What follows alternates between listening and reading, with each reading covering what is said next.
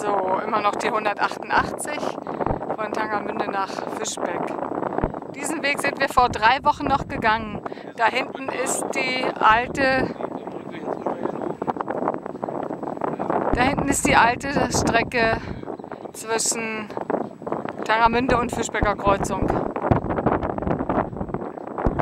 Ja, wir sind halt nicht allein. Wo fliegt jetzt hier irgendwo was? Ja, die Einsatzkräfte zeigen Einsatz. Wird nicht mehr, ne? Woran liegt's denn? An den Schuhen. Ah ja, genau, sage ich auch immer.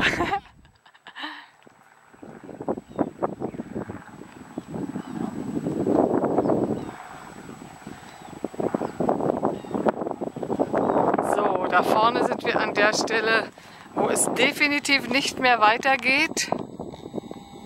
Und irgendwo da hinten ist auch ein gestrandeter PKW. Nein, nicht. Oh, das ist Thomas. Er schafft's noch. Er hat bessere Schuhe an.